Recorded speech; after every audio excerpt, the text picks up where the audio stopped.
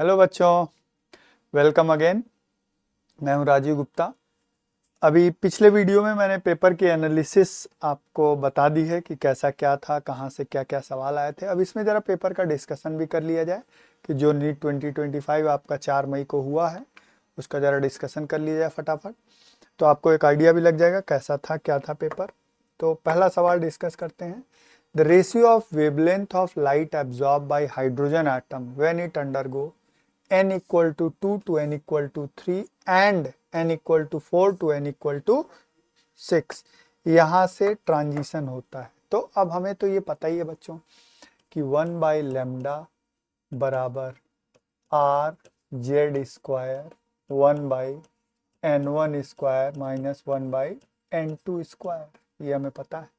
तो अगर मैं 2 to 3 वाले के लिए लेमडा 1 मानूं तो 1 बाई लेमडा 1 बच्चों बराबर आर जेड स्क्वायर, अब 1 बाई 2 का स्क्वायर है ना, माइनस 1 बाई 3 का स्क्वायर।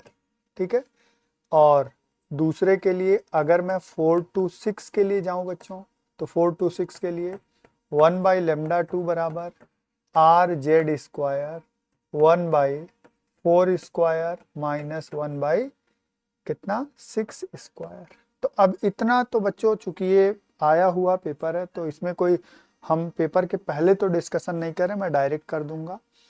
अगर ये मान लीजिए इक्वेशन 1 हुआ, इसको इक्वेशन 2 आपने कहा, तो अगर आपने लेमडा 2 बाई लेमडा 1 किया तो ये हो जाएगा, ये कैंसिल हो जाएगा है ना। तो 1 बाई 2 का स्क्वायर माइनस 1 बाई 3 का स्क्वायर बटे 1 बाई 4 का स्क्वायर माइनस 1 बाई 6 का स्क्वायर। और इसको सॉल्व करोगे बच्चों तो लेमडा 2 बाई लेमडा 1 आपका आ जाएगा 4 बाई 1। और इन्होंने क्या पूछा है, 2 to 3 to 4 to 6, मतलब पूछा है लेमडा 1 बाई लेमडा 2, यानी 1/4 आ जाएगा, यानी चौथा आंसर। ठीक है, स्ट्रक्चर ऑफ एटम का सवाल बच्चों। Which of the following statement is true? Periodic table का सवाल बच्चों। Unlike gallium has very high melting point, caesium has very, gallium का हाई मेल्टिंग पॉइंट नहीं होता है, लो होता है, लिक्विड स्टेट में रहता है, गलत है ये। ऑन पाउलिंग स्केल क्या पूछे हैं, ट्रू पूछे हैं बच्चों। Pauling scale electronegativity of nitrogen chlorine are not same, सही गलत है ये बात, सेम होती है, ये भी स्टेटमेंट गलत है, दोनों की इलेक्ट्रोनेगेटिविटी 3 होती है। आर्गन ये आइसो इलेक्ट्रॉनिक बिल्कुल सही है, सब में 18 इलेक्ट्रॉन है। Correct order of first ionisation enthalpies are, silicon का एल्यूमिनियम से ज्यादा है और मैग्नीशियम का एल्यूमिनियम से ज्यादा है, क्योंकि ये गलत हुआ। मैग्नीशियम 3s2 होता है, एल्यूमिनियम से ज्यादा है, गलत है ये। और the caesium is greater than that of lithium, the caesium, अब ये थोड़ा सा मिसप्रिंट है यहाँ पे कहीं, द ऑफ लिखा हुआ है। I think this is atomic size, एक मिनट में चेक कर लूं जरा सा। तो पहले तो ये जान ले हम लोग का स्टेटमेंट कौन कौन सा सही हो चुका है। हम लोग का स्टेटमेंट सही है सी, तो सी सही होगा, यानी सी और ई शायद सही है जैसा मुझे लग रहा है। ये शायद एटॉमिक साइज है, मैं एक बार प्रिंटिंग में देख लेता हूँ क्या है, मैं बच्चों देख लेता हूँ। एटॉमिक रेडियस, हाँ atomic radius of caesium is greater than lithium, तो यहाँ प्रिंट नहीं है, तो सी और ई बच्चों सही हो गया इसमें।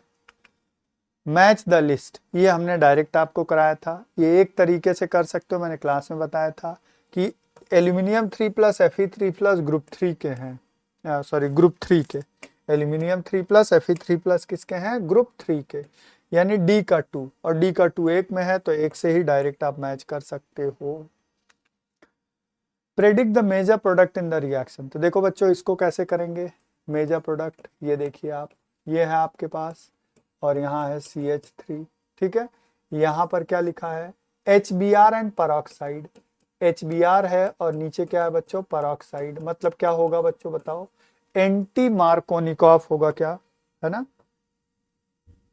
बताओ एंटी मार्कोनिकॉफ होगा, और एंटी मार्कोनिकॉफ होगा तो यहाँ पर जुड़ेगा Br, यानी ऑप्शन जो होगा हमारा वो ऐसा कुछ होगा, है ना, यहाँ पर Br और यहाँ पर CH3 लगा हुआ है। अब क्या लिखा है, KCN बच्चों, 2 नंबर पर लिखा है KCN, CN न्यूक्लियोफिलिक सब्स्टिट्यूशन यहाँ पर, तो यहाँ क्या लग जाएगा बच्चों CN और यहाँ लगा हुआ है CH3।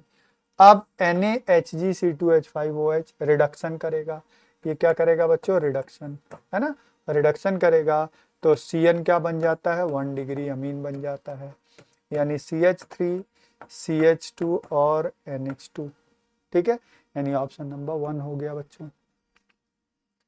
Energy and radius of first Bohr orbit of helium and lithium are, energy और रेडियस दोनों पूछे हैं, तो energy and radius, energy first Bohr orbit का एनर्जी हम लोग क्या लिखते हैं, जूल में दिया है, देखो ये दे दिया है इन्होंने सीधा सीधा, तो एनर्जी -2.18 इंटू 10⁻⁻18, एनर्जी क्या होता है बच्चों, Z²/n², है ना, Z²/n², तो फर्स्ट है तो n की वैल्यू 1, Z² किसके लिए बच्चों, हीलियम के लिए, तो अगर मैं ये एनर्जी जो है हीलियम के लिए लूंगा तो -2.18 इंटू 10⁻⁻18 गुणे कितना हो जाएगा 4, है ना एनर्जी, और हीलियम का ही रेडियस मैं लूंगा, हीलियम का बच्चों क्या लूंगा, रेडियस, तो रेडियस क्या होता है आपको पता होगा, रेडियस 0.529 n²/z,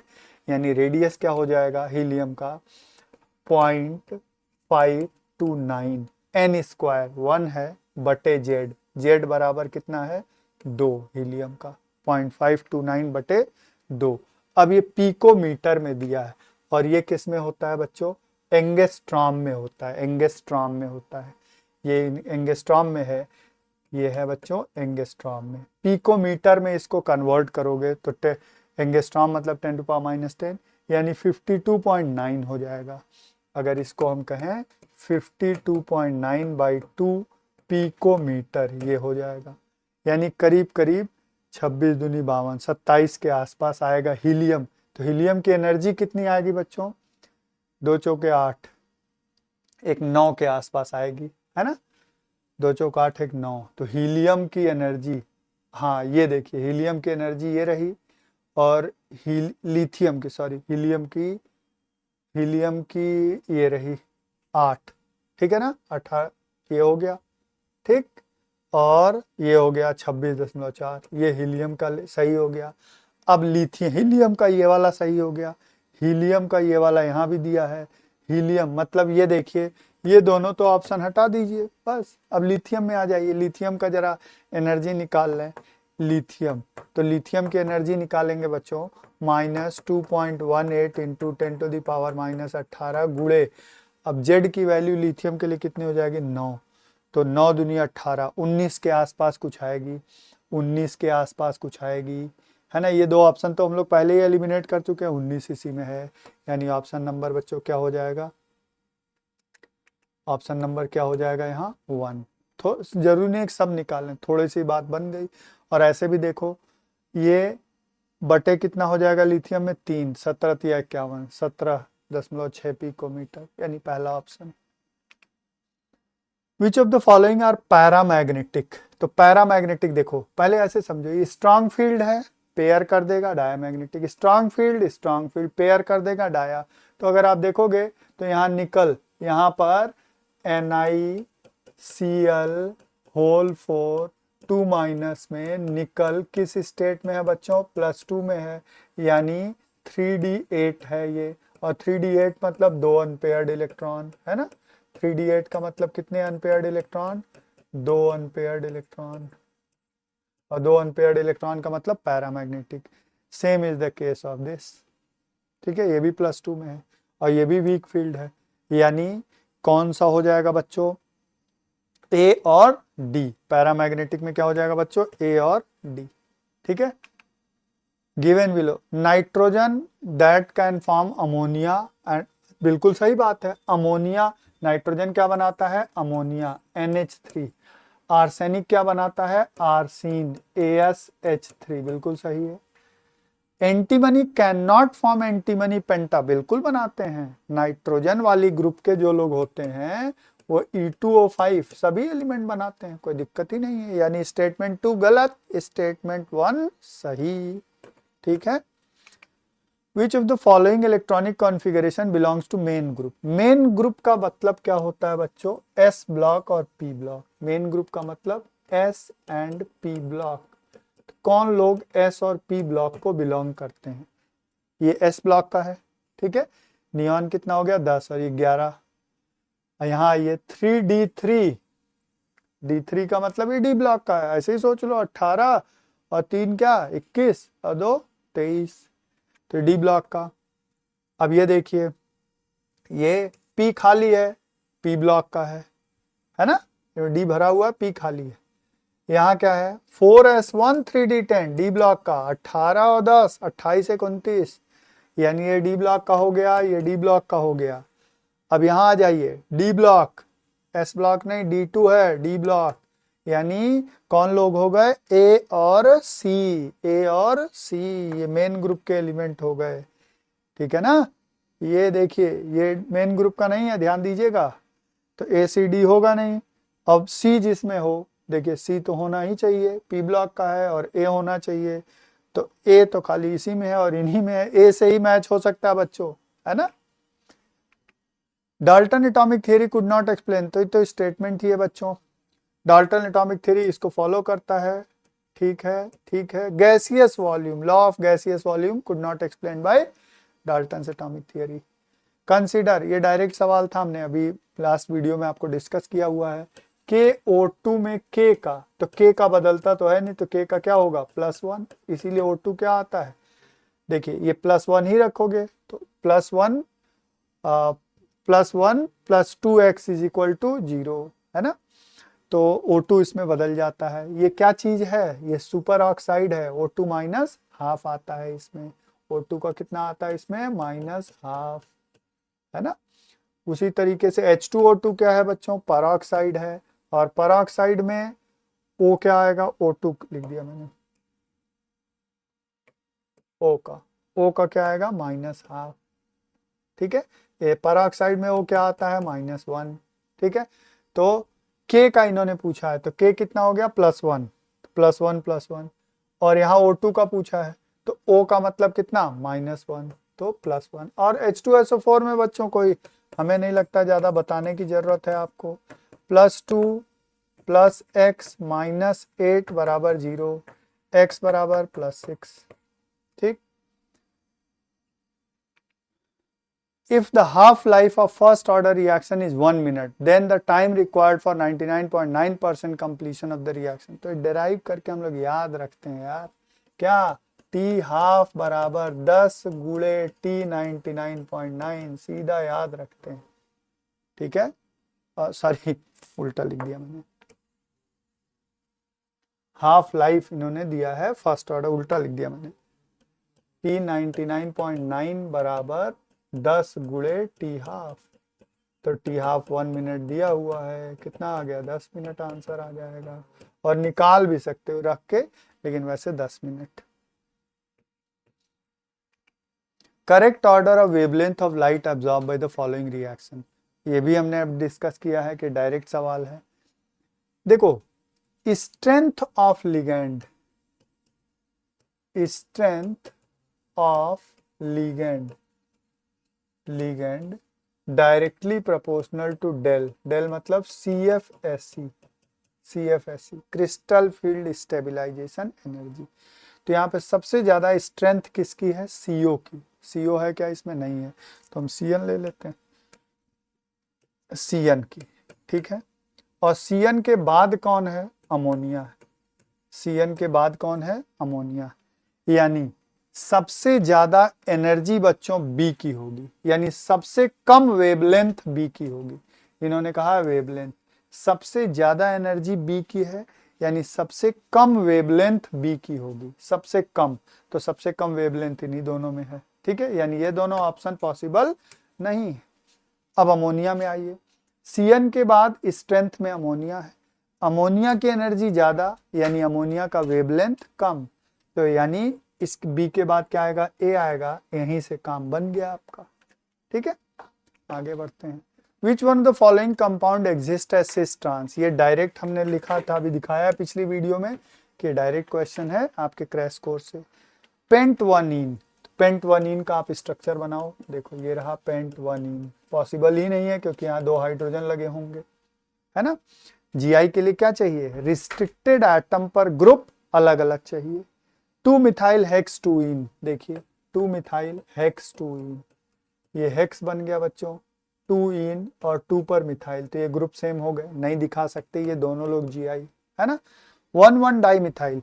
साइक्लोहेक्सेन, यही मैंने कहा था एनसीईआरटी में नहीं दिया गया है। साइक्लोहेक्सेन को, साइक्लोएल्केन्स को जीआई दिखाने के लिए रिंग में 2 ऐसे sp3 एटम्स होने चाहिए जिस पर ग्रुप अलग अलग, तो ये sp3 जिस पर ग्रुप क्या है, सेम। लेकिन यही मैंने कहा था, डायरेक्ट हमने एग्जांपल दिया हुआ है।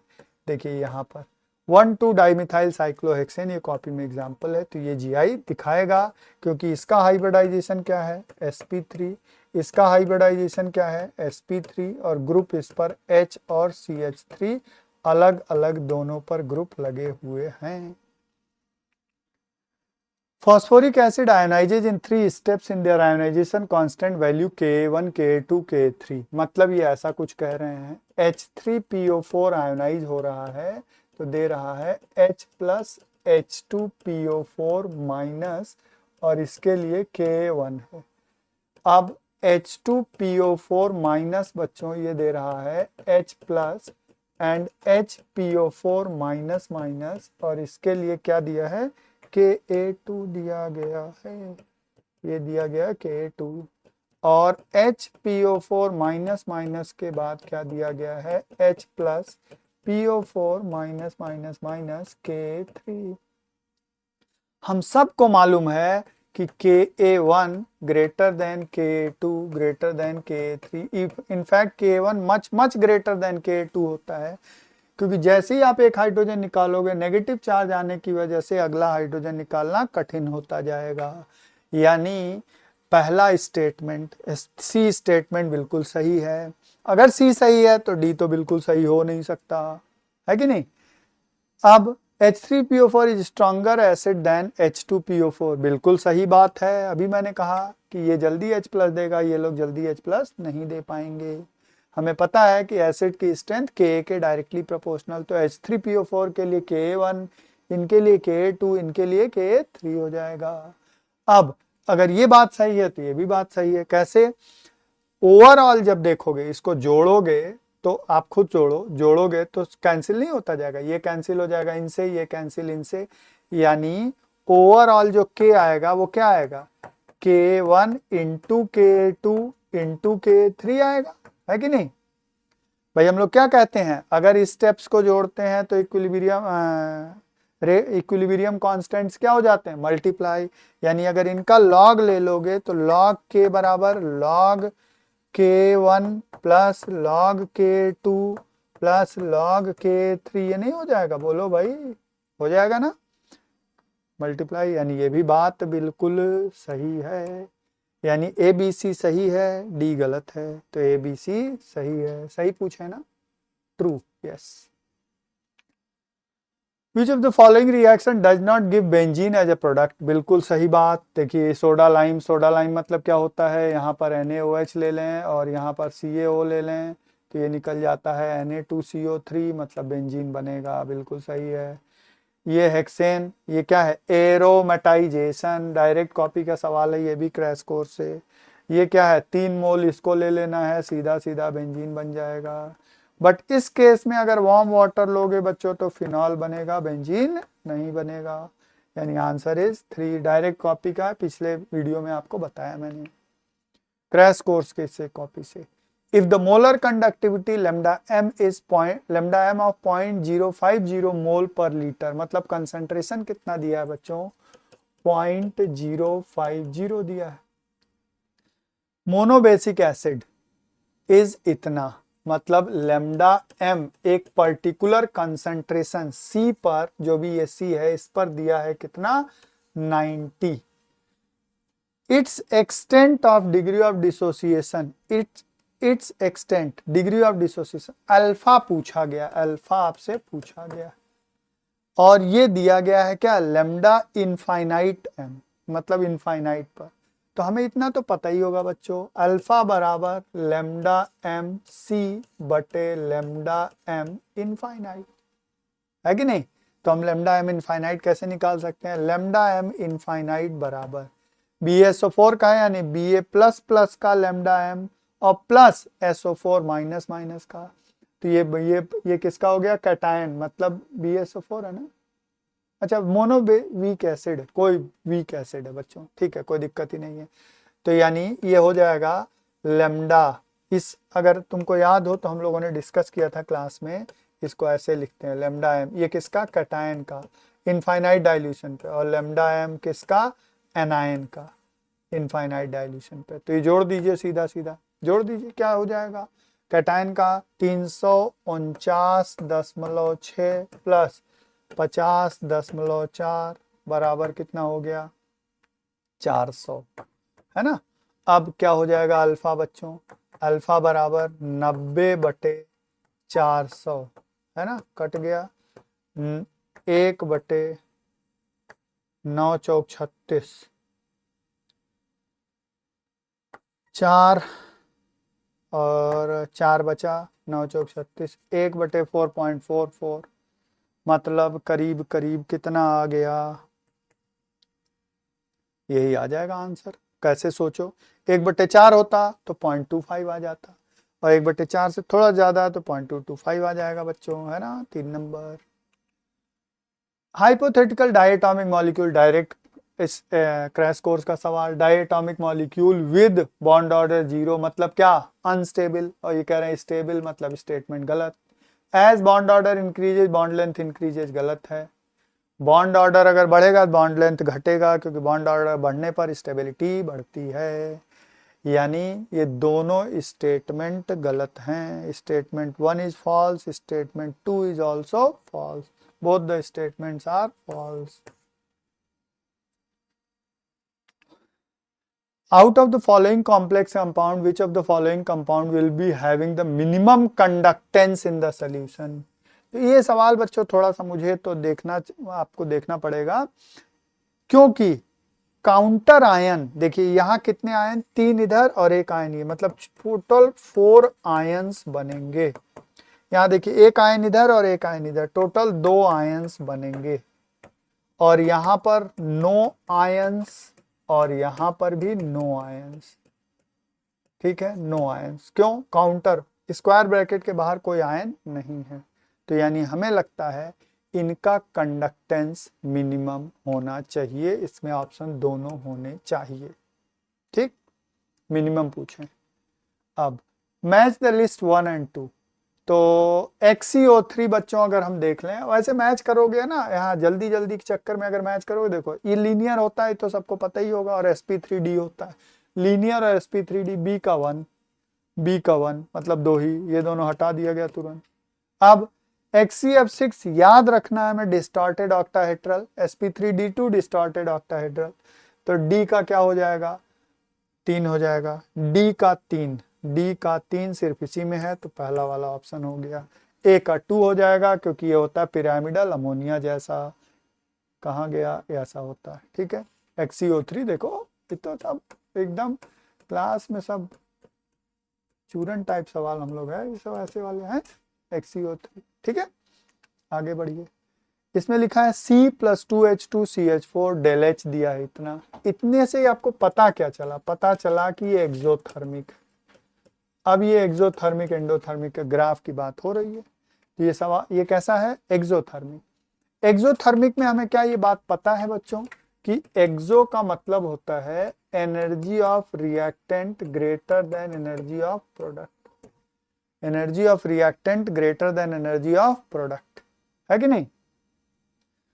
तो अब अगर डेल H पॉजिटिव तो एंडोथर्मिक, डेल H नेगेटिव तो एक्सोथर्मिक। तो खुद सोचिए, मतलब एनर्जी ऑफ रिएक्टेंट, ये देखिए रिएक्टेंट की एनर्जी ज्यादा, प्रोडक्ट की एनर्जी कम।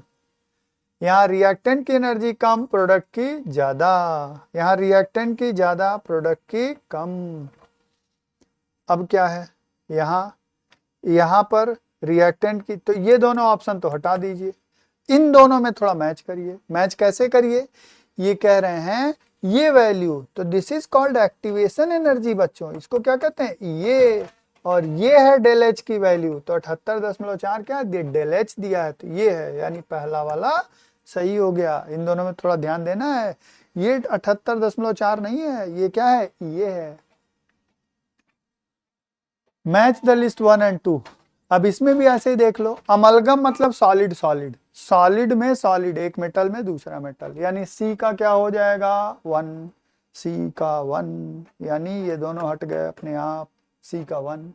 अब स्मोक क्या होता है? Solid in gas, smoke solid in gas, यानी डी का 3, डी का 3, डी का 3, केवल एक ऑप्शन है, ये सब डायरेक्ट हो जाएंगे बच्चों। Correct order of decreasing basic strength in the given amine क्या क्या है? एन मिथाइल एनिलीन, मैं लिख लेता हूं बच्चों, N methyl aniline, N methyl aniline, ये लिख दिया मैंने बच्चों,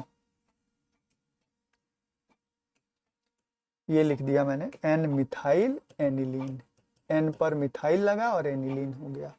और क्या लिखा? बेंजीन अमीन, बेंजीन अमीन का मतलब मतलब, बेंजीन अमीन मतलब यही तो एनिलीन, और क्या? बेंजीन अमीन का मतलब कोई नई चीज थोड़ी है, एनिलीन ही तो है, NH2। और क्या लिखा है? इथेन अमीन, इथेन अमीन मतलब CH3 CH2 NH2 लिख दिया बच्चों। और क्या लिखा है? N ethyl ethane amine, N ethyl ethane amine, CH3 CH2 NH CH2 CH3, N ethyl ethanamine. ठीक है। अब ये क्या कह रहे हैं? बेसिक नेचर, सीधी सी बात है, ये 2 डिग्री है, ये 1 डिग्री है। एल्काइल अमीन ज़्यादा बेसिक होंगे, यानी ये सबसे ज़्यादा बेसिक तो यही होने वाला है, एन इथाइल इथेनमीन, एन इथाइल इथेनमीन, फिर इथेनमीन, और ये दोनों आखिरी में आएंगे। इनमें ये लोन पेयर रेजोनेंस में है, लोन पेयर रेजोनेंस में है, लेकिन यहाँ ये ग्रुप कौन सा है बच्चों? प्लस आई, यानी ये ज़्यादा होगा। तो एन इथाइल इथेनमीन, इथेनमीन, फिर एन मिथाइल इथेनमीन एंड बेंजीनमीन, यानी 3 नंबर। ठीक है, decreasing order of basic strength. Among the following choose ones with equal number of atoms, equal number of atom, molecule है, कैसे निकालेंगे? atoms is equal to, क्या करें?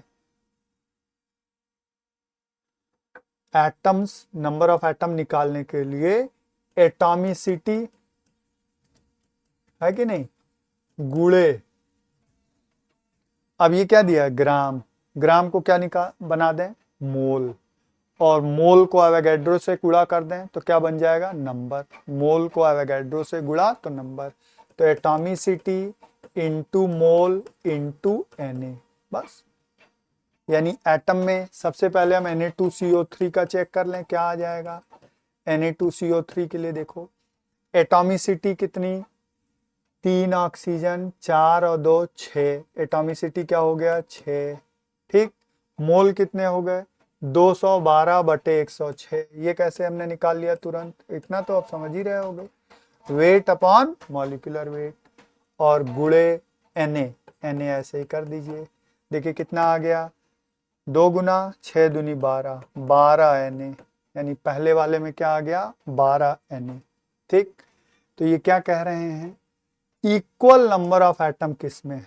तो देखा जाए, इसमें 12 Na आया है, अब अगले में निकाल लिया जाए Na2O, यही सेम काम, Na2O डायरेक्ट देखिए।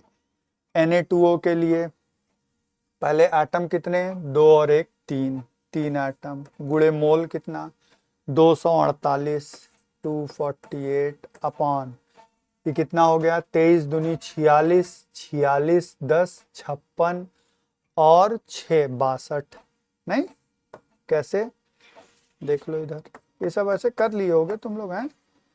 ये हो गया 23 इंटू 2 प्लस 16, यानी 46 प्लस 16 बराबर 46 14 60 62, और गुणे इसमें Na कर देते हैं सीधे, कितना आ गया?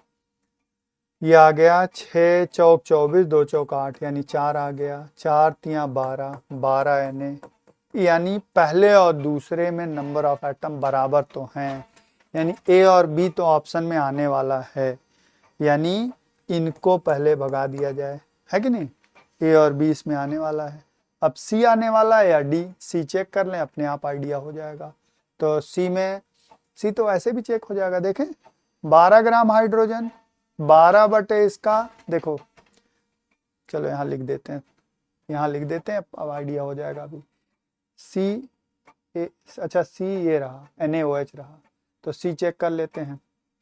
सी का कितना हो गया, नंबर ऑफ एटम 1 2 3, 3 एटम गुणे मोल कितना, मोल हो जाएगा 240 बटे कितना 23 और 16, 39 और 1 40, 40 गुणे क्या Na, है ना,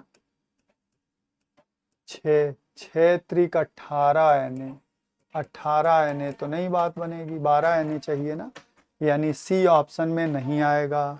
तो सी नहीं आएगा तो ए बी डी आएगा, ऐसे टिक कर लेना है। लेकिन अब डी चेक भी करवा देते हैं, ओरली चेक कर लो। नंबर ऑफ एटम 2 है ना, मोल 12 बटे 2 6, 6 दूनी 12 इंटू Na, यानी ये आएगा, यानी कौन सा ऑप्शन हो जाएगा, ए बी डी। ठीक है, आगे बढ़िए। ये भी डायरेक्ट वाला सवाल है, कल अभी अब पिछली वीडियो में आपको दिखाया है, डायरेक्ट ये क्रैश कोर्स का है। किसका किसका क्या क्या काम है, तो जरूरी नहीं सब याद ही हो तभी, मैच द कॉलम है। तो डी तो पता ही होगा, 3 नंबर होना है रिकेट्स, है तो डी 3 नंबर ढूंढ लो, डी नहीं बी, बी पे है ना, ये बी 3 नंबर ढूंढ लो, तो कोई फायदा नहीं हुआ है।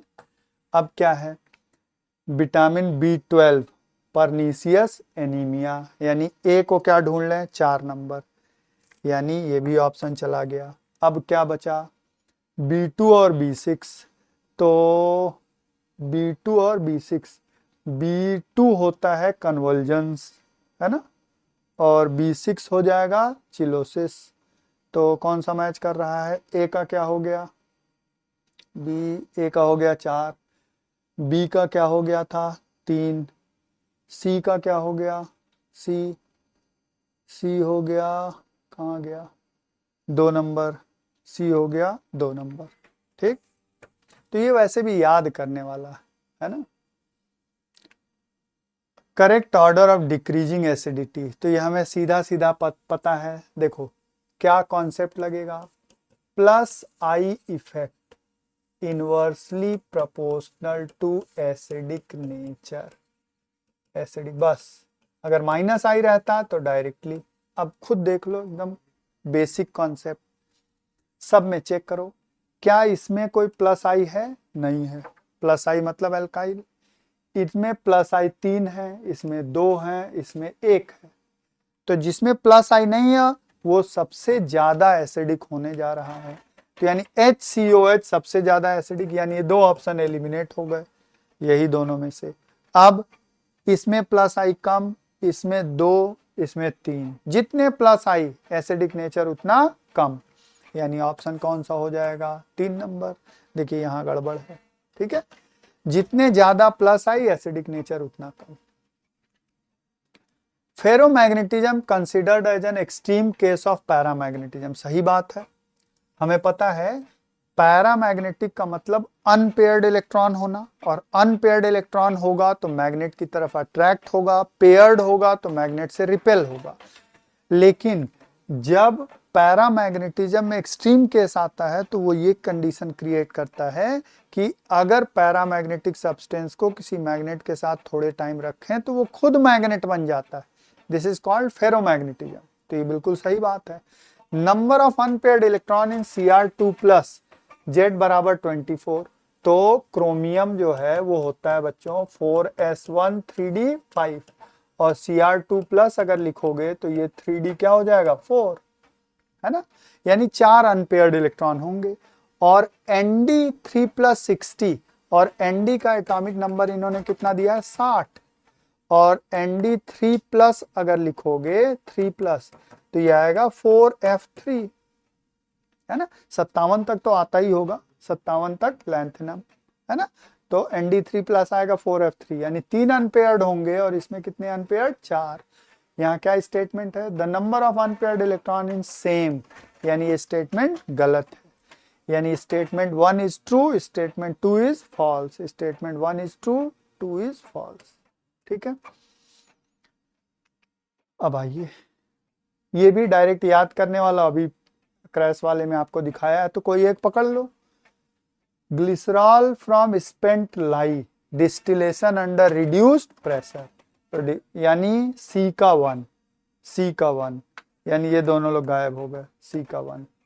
ठीक है, अब क्लोरोफॉर्म और एनिलीन सिंपल डिस्टिलेशन, क्योंकि बॉइलिंग पॉइंट अलग अलग है, इसका बॉइलिंग पॉइंट बिल्कुल अलग, इसका अलग, बॉइलिंग पॉइंट अलग, सिंपल डिस्टिलेशन, यानी ए का 4, ए का 4, यानी कौन सी बात हमें समझ में आ गई, ए का 4 ये रहा और सी का 1। ठीक है, ए का 4, सी का 1। ठीक, और ये भी याद ही करने वाला। अब आइए,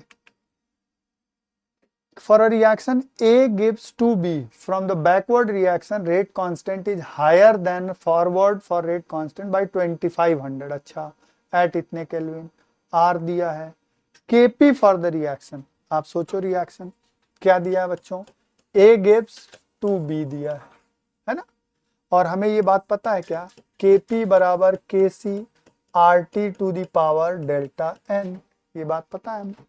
अब हमें अगर Kc मिल जाए, कैसे मिल जाएगा, Kc बराबर आप सब ने पढ़ा होगा K forward upon K backward, K forward कितना, K फॉरवर्ड, और क्या लिखे हैं, rate constant, backward reaction rate constant is higher than forward by 2500, यानी इसको मैं क्या लिखूंगा, 2500 Kf, है ना, बैकवर्ड को Kf Kf कट गया, यानी Kc कितना आ गया बच्चों, 1/2500 आ गया, है कि नहीं।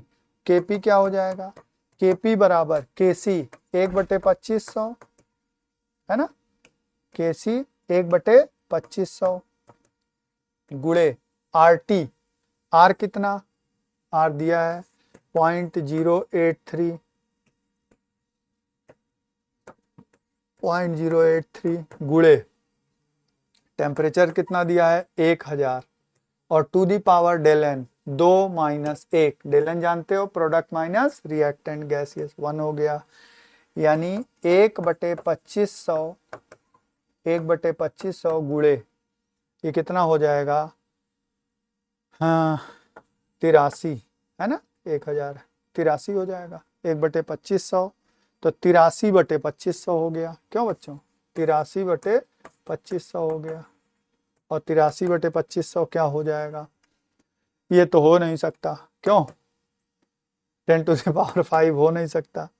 अब इसमें देख लिया जाए 83/2500, तो पहले तो 83/25 कर दिया जाए, गुणे 10 की पावर, यहाँ 2 था ऊपर -2 कर दिया जाए, 25 × 75, है कि नहीं, 25 × 75, 3 से थोड़ा ज़्यादा ही आएगा, और मतलब करीब करीब 3 से थोड़ा ज़्यादा आएगा, क्यों भाई, 25 × 75 और कितना बचा, 8 बचा, तो वही 3.33 गुणे 10 की पावर -2, मतलब 0.033 के आसपास आ जाएगा, 3 नंबर आंसर हो जाएगा। Given below 2 statement, benzene diazonium salt is prepared by the reaction of aniline and nitrogen, बिल्कुल सही बात है, डिकम्पोजिज बिल्कुल एनसीईआरटी की लाइन है ड्राई स्टेट में, और इंसर्शन ऑफ आयोडीन बिल्कुल सही बात है बच्चों, देखिए ये होता है N2Cl, और यहाँ Ki के साथ अगर मैं वार्म करता हूँ इसको, तो ये बन जाता है I, है ना, यहाँ I आयोडोबेंजीन, तो हेंस आयोडोबेंजीन प्रिपेयर्ड, दोनों बातें बिल्कुल सही हैं, both the statements are correct. How many product including stereo isomer are expected monochlorination of compound, तो मोनोक्लोरिनेशन से कितने प्रोडक्ट बन रहे हैं, तो आप देखिए इसमें क्या करना है, इसमें सीधा सीधा यही तो मैंने कहा था आप लोगों से, देखिए 2 मिथाइल ब्यूटेन, ये डायरेक्ट आपकी कॉपी में आंसर में लिखा हुआ है, तो इससे देखिए प्रोडक्ट क्या बनेगा, मोनोक्लोरिनेशन का मतलब है एक एक जगह क्लोरीन लगा के, यहां और यहां क्लोरीन लगाओगे तो एक जैसा प्रोडक्ट C, है ना, ऐसे ही बनेगा, एक प्रोडक्ट ये बनेगा। अब एक प्रोडक्ट बच्चों ये बनेगा, यहां Cl लगा दिया मैंने, है ना, एक प्रोडक्ट यहां से बना दिया जाए C, यहां Cl और C, और एक प्रोडक्ट बच्चों यहां से बना दिया जाए C और Cl। तो आप देखिए प्रोडक्ट ये तो कंपाउंड हो गया 2 मिथाइल ब्यूटेन, एक बने, दो बने, तीन बने, चार बने। अब इसमें बच्चों ध्यान देना, ये वाला कायरल है तो इसमें +1 और गिनोगे, मैंने पढ़ा रखा है आपको। और कौन सा कायरल है, और कोई कायरल, ये वाला भी कायरल है तो इसमें +1 और गिनोगे। Excluding stereo isomer 4, including stereo isomer 6। Direct crash course में यही एग्जाम्पल मैंने कराया है। Among the following compound 1 to 3, the correct order of bond dissociation energy of CH bond is marked। अच्छा, किसकी बॉन्ड एनर्जी ज्यादा, तो बॉन्ड एनर्जी ज्यादा का मतलब इस CH बॉन्ड को वैसे भी हम नॉन पोलर बांधते हैं, तो नॉन पोलर बांधते हो तो जब बॉन्ड तोड़ोगे बच्चों तो रेडिकल बचेगा, है ना, एक ये बचेगा, एक ये बचेगा, है ना, ये देखिए C रेडिकल, है ना, और एक ये बनेगा, एक ये बनेगा बच्चों, है ना, ये वाला। तो आप खुद सोचो, ये रेजोनेंस कर लेगा इनके साथ, ये लोग कोई रेजोनेंस नहीं कर पाएंगे, और रेजोनेंस कर लेगा तो ये काफी स्टेबल हो जाएगा, ऑलमोस्ट एरोमेटिक जैसा। तो ये स्टेबल होगा यानी ये जल्दी से अपना बॉन्ड तोड़ना चाहेगा, यानी सबसे कम एनर्जी इसमें लगेगी, यानी 3 आखिरी में आएगा। तो इन दोनों को हटा दिया जाए, ठीक है बच्चों।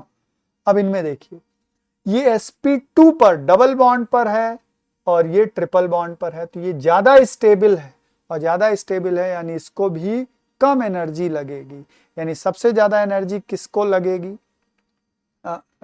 ये ज्यादा स्टेबल है, ठीक है, सॉरी फिर से, इसलिए क्योंकि ये ज्यादा स्टेबल नहीं कम स्टेबल है, क्योंकि देखो ऑड इलेक्ट्रॉन का मतलब इलेक्ट्रोफाइल जैसा, पॉजिटिव जैसा समझो, positive charge is more stable on less electronegative atom.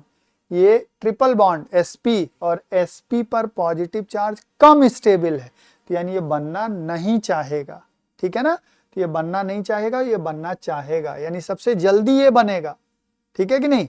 तो यानी 2 नंबर ये बनना नहीं चाहेगा, यानी इसको बॉन्ड को तोड़ना कठिन होगा, बनना नहीं चाह रहा, तो सबसे ज्यादा एनर्जी लगेगी 2 नंबर, फिर 1 नंबर और 3 नंबर को सबसे कम एनर्जी। अच्छा सवाल, विच of the following compound does not decolourise bromine water. भाई फिनॉल को अगर ब्रोमीन से बच्चों रिएक्ट कराओगे, ब्रोमीन वाटर से ट्राइब्रोमोफिनॉल बन जाएगा, यानी व्हाइट पीपीटी बन जाएगा, OH Br और Br TBP बन जाएगा। ये आराम से, ये तो डबल बॉन्ड है और डबल बॉन्ड ब्रोमीन वाटर को डिकलराइज करता है, टेस्ट ऑफ अनसैचुरेशन, और ये भी क्या बना लेगा, ट्राइब्रोमो एनिलीन बना लेगा बच्चों, है ना, क्योंकि एनिलीन भी एक अच्छा रिंग एक्टिवेटर है, तो ये ट्राइब्रोमो एनिलीन बना लेगा, यानी ये लोग डिकलराइज करेंगे, ये बिल्कुल नहीं करेगा। Major product in the following reaction. अब ये देखो डायरेक्ट हमने फिर कॉपी से कहा, अभी उस क्रैश कोर्स से सीधा लिखवा रखा है, कीटोन अगर ग्रिग्नार्ड से रिएक्ट करेगा 3 डिग्री अल्कोहल बनाएगा, यहाँ 3 डिग्री अल्कोहल है, यहाँ 3 डिग्री अल्कोहल है, यहाँ है, ये ऑप्शन हट गया। अब साइनाइड RCN अगर ग्रिग्नार्ड से रिएक्ट करेगा तो वो कीटोन बनाएगा, HCN देखना, HCN plus Grignard gives aldehyde, RCN plus Grignard gives ketone। तो यानी यहां पर कीटोन बनाओ और यहां पर 3 डिग्री अल्कोहल बनाओ, यानी ये भी ऑप्शन हट गया, ये भी हट गया, यही वाला बचा, एकदम सीधा, करने की जरूरत ही नहीं पड़ी। Which of the following aqueous solution exhibit highest boiling point। तो क्या हम ये बात जानते हैं, डेल TB ज्यादा तो बॉइलिंग पॉइंट ज्यादा, है ना, और डेल TB बराबर IKB इंटू M। M को अगर हम क्योंकि वाटर एक्वस है तो हम m और m सेम मान लें, और Kb वाटर का बराबर, यानी डेल Tb किसके बराबर हो गया, I के ही प्रोपोर्शनल हो गया, है ना। तो I है कि नहीं बच्चों, I, तो यहां पर अगर देखें I कितना है, I बराबर 0, टूटेगा ही नहीं। यहां पर I बराबर 2 हो गया, यहां पर I बराबर 2 और 1 3 हो गया, और यहां पर I बराबर क्या हो गया, 0 हो गया, सॉरी 4 लिख दिया मैंने, 0 हो गया, क्योंकि जो टूटेगा ही नहीं। I बराबर 0 नहीं बच्चों, अरे सॉरी 0 नहीं 1, I बराबर 1, I बराबर 1, है ना, I बराबर 1 और I बराबर ये 2 और 3, इन्हीं का I ज्यादा।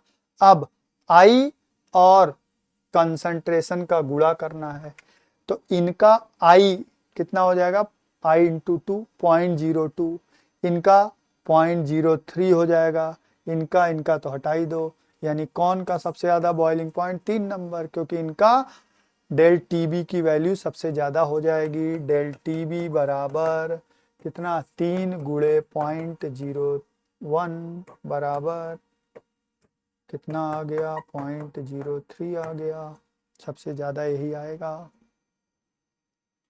अगला Haber's process, direct D block का सवाल।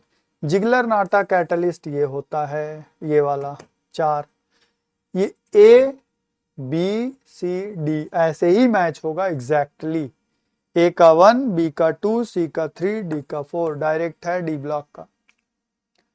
5 moles of liquid X and 10 mole of liquid Y make a solution having vapor pressure 70 tar।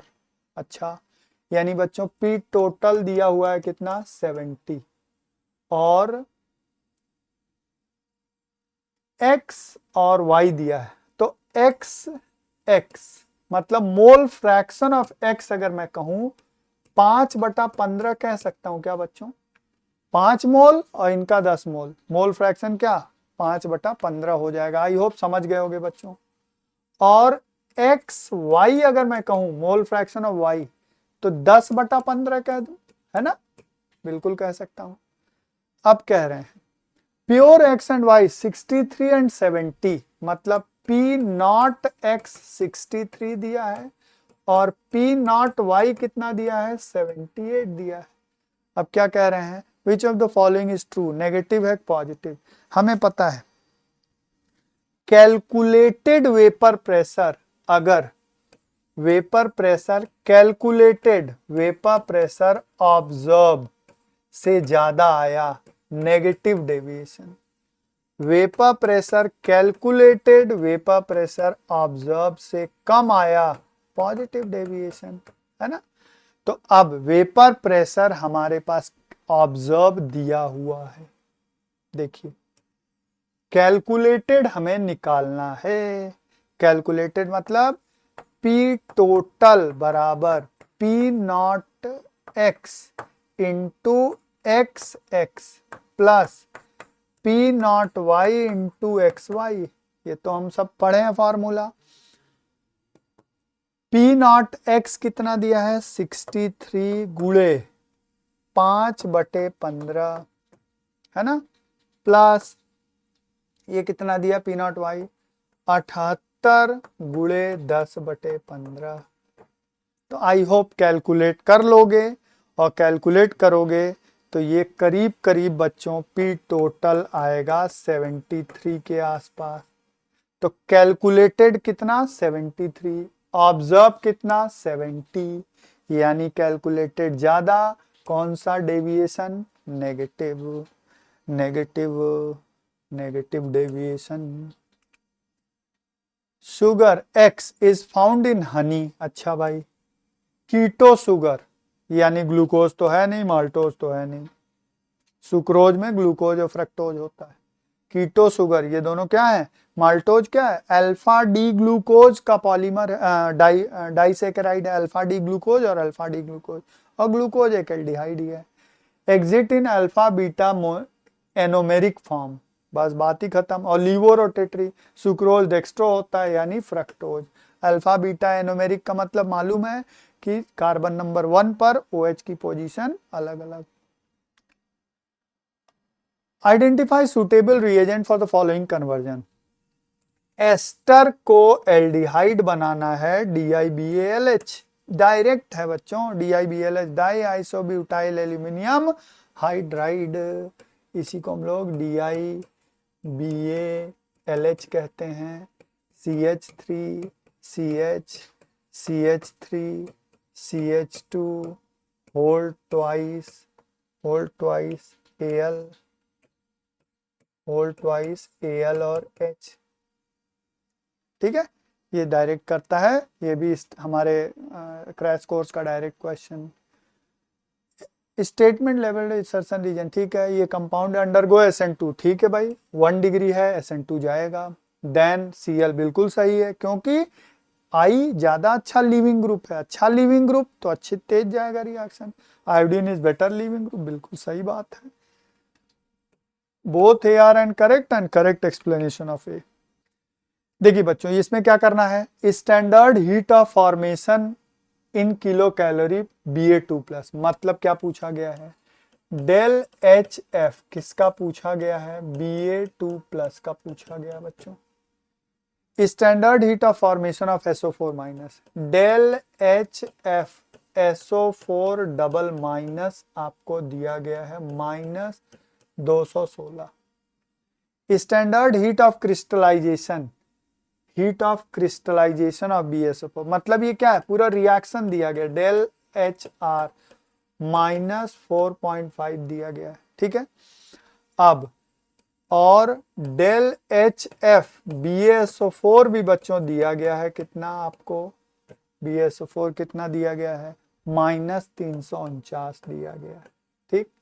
अब पूछें ये वैल्यू, हमें पता है क्या, Ba++ SO4 minus gives BaSO4, और एकदम क्लियरली आपको पता होगा डेल HR बराबर डेल HF प्रोडक्ट समेशन पूरे का माइनस summation of del HF reactant. हो गया काम, नहीं हो गया, ये कितना दिया है, -4.5, प्रोडक्ट मतलब BaSO4 -349 दिया है, इसमें क्या -216 प्लस Ba, तो Ba++ निकाल लोगे, टिक कर लोगे, है ना, जोड़ घटाना।